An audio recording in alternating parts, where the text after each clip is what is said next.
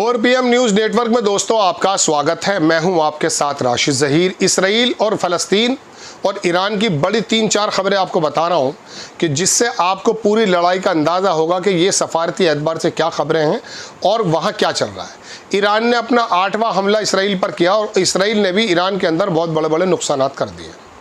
Iran के अंदर जहां उसने बहुत बड़ी सैन्य उनके क्षेत्र को तबाह किया है, वहाँ की पाइपलाइन को ब्रेस्ट कर दिया है। वहाँ पर जो पहाड़ पर बना हुआ उनका न्यूक्लियर प्लांट था उस पर भी कहीं हमला करने की बात आई है। वहीं ईरान ने इसराइल के अंदर बहुत बड़े नुकसान किए हैं, बहुत बिल्डिंगों को तबाह कर दिया है, काफ़ी ज़्यादा नई नुकसान है, हाइफा पर हमले हैं। लेकिन इस बीच जो बड़ी खबरें हैं वो मैं आपको बताता हूँ। देखिए, एक खबर यह है, इसराइल जो ईरान के बड़े अधिकारी हैं उन्होंने कहा कि चाइना और रशिया और पाकिस्तान ये हमें पूरी तरह से सपोर्ट कर रहे हैं। दूसरी खबर ये है, ये सूत्र बताते हैं और काफ़ी ज़्यादा लोग चर्चा में भी है कि चीन की तरफ से बहुत सारा साजो सामान ईरान के अंदर पहुंचा है। वो पहले यूरोप की तरफ रुख करता है उसका विमान, फिर आकर के ईरान पर चला जाता है।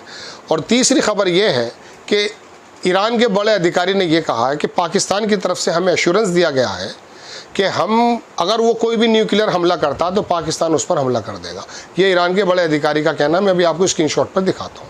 उधर इसराइल के जो अधिकारी हैं उन्होंने ये कहा है कि पाकिस्तान उसको ट्रांसफ़र कर रहा है टेक्नोलॉजी और उसको जो है असिस्ट कर रहा है किसी तरीके से। और इसी बीच इसी ईरान के अधिकारी ने यह कहा कि टर्की, सऊदी अरेबिया, पाकिस्तान और ईरान और कुछ मुस्लिम मुल्क मिल करके इसको इस्लामी आर्मी बना ली जाए। हालांकि उनकी अपनी अपनी बात है। लड़ाई बड़ी तेज़ चल चुकी है दोस्तों, ये मैं आपको बता चुका हूँ कल भी। अब एक खबर मैं आपको और बताता हूँ। मैंने आपको कल भी बताया था कि पुतिन की और ट्रंप की बात हुई थी। उसमें रशिया के अखबार ने ये छापा है कि हमने जब ट्रंप से बात की तो हमने कहा कि एज इट इज़ इस बात को आप अपने प्लेटफॉर्म से बता देंगे। ट्रंप ने उसको बताया और ट्रंप के अंदर कुछ पुतिन की बातों का असर भी महसूस हुआ है। ट्रंप साहब ने कहा कि हम ये चाहते हैं कि दोनों के अंदर डील हो जाए, अभी मौका है और किसी तरह से कोई कन्फ्लिक्ट ना हो। जिस तरह से हमने इंडिया और पाकिस्तान का, ये पाकिस्तान का और इंडिया के युद्ध का बहुत जिक्र करते हैं, हमारे मोदी जी बोलते नहीं हैं। हमने वो कराया, ऐसे हम इसको भी कराना चाहते हैं। लेकिन ये बात होने के बाद जब पुतिन की इस बात का असर दिखाई दिया, इसके बाद वो G7 चले गए। लेकिन कुछ अखबारों ने ट्रंप की कुछ और बातें भी छापी हैं जिसके अंदर ट्रंप साहब ने यह कहा है कि हो सकता है हम इस लड़ाई के अंदर इन्वॉल्व हो जाए। जबकि अमेरिका के और दुनिया के बहुत बड़े फिलोसफर, पत्रकार और अधिकारी और नेता ये कह रहे हैं कि किसी भी सूरत में अमेरिका को इसमें शामिल नहीं होना चाहिए। ये लड़ाई हमारी नहीं है। लेकिन असल में ट्रंप और नेतन्याहू और इसराइल यही चाहता कि किसी प्रकार से अमेरिका इसके अंदर फुल फ्लैश तरीके से इन्वॉल्व हो जाए। कुछ खबरें हैं, ये तो मैंने आपको सिफारती बता दी हैं।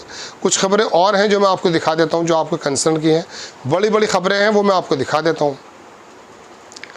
एक खबर ये देखिए दोस्तों कि ये नेतन्याहू के बारे में आई है खबर कि desperately wants to drag US in war. वो अमेरिका को इस लड़ाई में घसीटना चाहता है।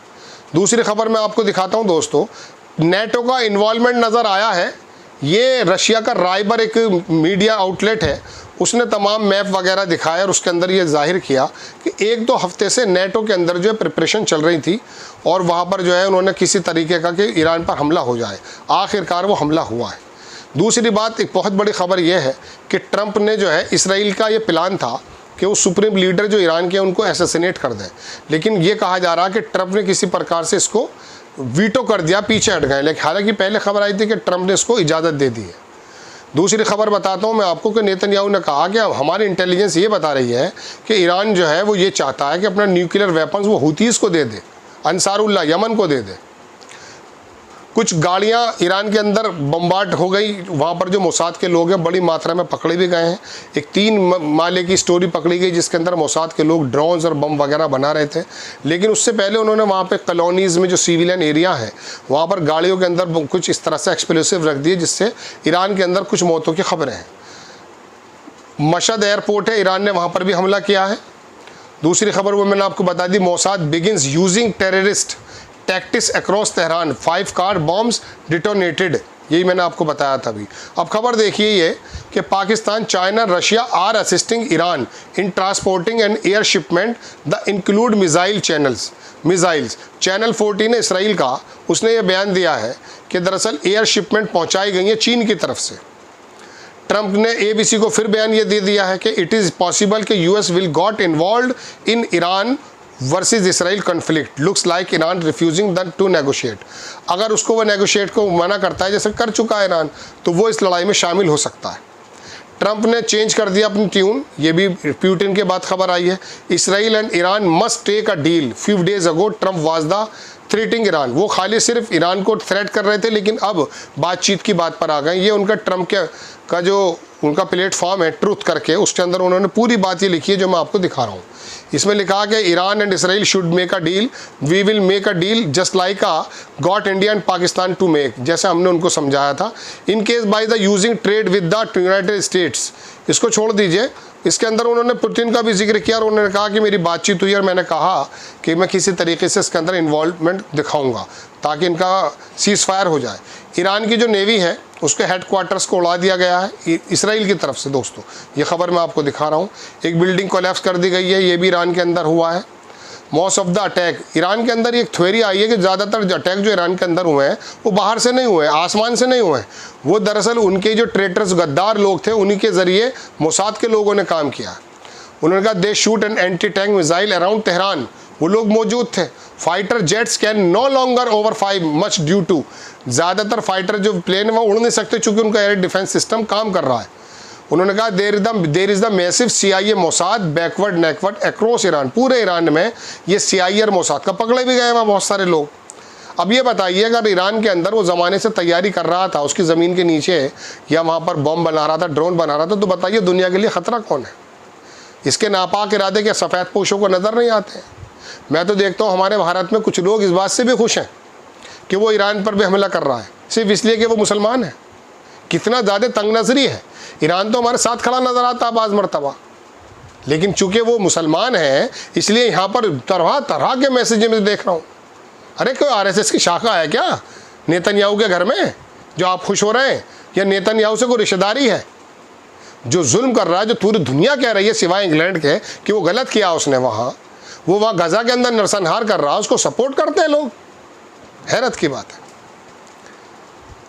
पूरी दुनिया में इस वक्त हिंदुस्तान, मतलब इनके लोगों के अलावा जो RSS कर ये लोग हैं, इसराइल का साथ कोई नहीं दे रहा है। खैर दोस्तों, बड़ी खबर ये है कि फुटेज बहुत सारे आ गए। हाइफा के अंदर दोबारा भी हमला हो गया है। एक दूसरा शहर है इसराइल का पीता कीत की तिकवा, उसमें भी हमला हुआ है। बहुत ज़बरदस्त हमले ईरान ने किए हैं वहाँ पर, और प्रेसिडेंट का भी बयान आ चुका है।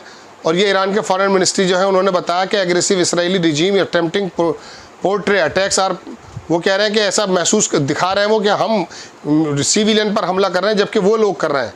ईरान का जो एयर डिफेंस डाउन है, उन्होंने 2 ड्रोन मार गिराए हैं तेहरान के अंदर इसराइल के।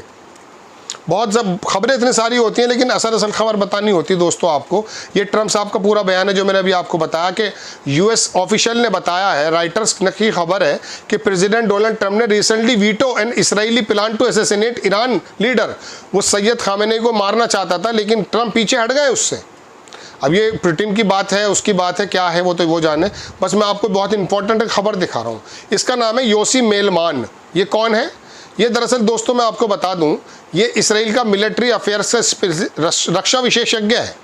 इसने ये कहा है कि मैं रिकमेंड करता हूं कि वी कट द लॉसेस, हमें अपने नुकसान को कम कर देना चाहिए और ट्रंप से बात करें कि आप इस पागलपन को ख़त्म कराएं, इस लड़ाई को ख़त्म कराएं, और otherwise we will end the begging. हम मांगते रहेंगे, हम ट्रंप की वो शिकायत कर भीख मांगते रहेंगे, लेकिन ईरान इसको रिफ्यूज़ कर देगा।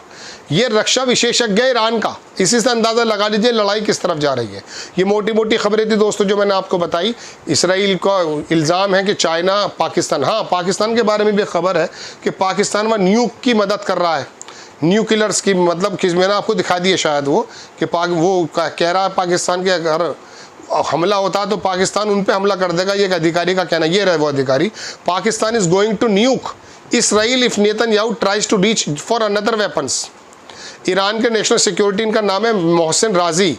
इन्होंने कहा कि पाकिस्तान ने बताया है कि अगर ईरान ईरान को अगर इसराइल वहाँ पे न्यूक्लियर बॉम्ब डाल देता है तो वो उनके ऊपर न्यूक्लियर बॉम्ब मार देंगे, ये इनका कहना है। बड़ी अजीब बात लग रही है, लेकिन फिर भी उन्होंने ये भी कहा कि इस्लामिक आर्मी बननी चाहिए टर्की, सऊदी अरबिया, पाकिस्तान को लेकर।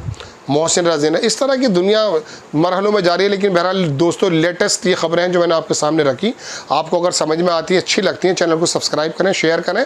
नेक्स्ट टाइम मैं किसी खबर के साथ हाजिर होता हूँ। जय हिंद।